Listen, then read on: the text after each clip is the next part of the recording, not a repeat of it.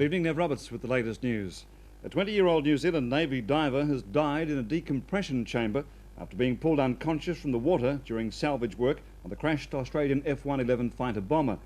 Gary Jensen was taken from the water in the Hauraki Gulf 4 minutes short of his scheduled 20-minute dive when he failed to respond to a routine safety signal.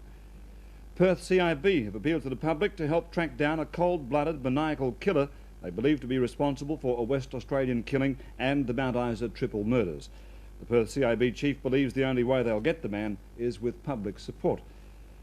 Prime Minister Fraser told a Canberra press conference today the 0.5% reduction in some overdraft interest rates announced today is a move many people have waited for a long time because other areas of interest rates had moved.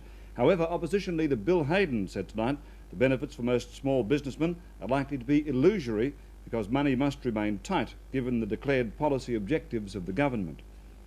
Finally, cricket, and England opened their Australian tour in Redmark, South Australia today with a draw and some much-needed batting practice against South Australian country in their one-day match.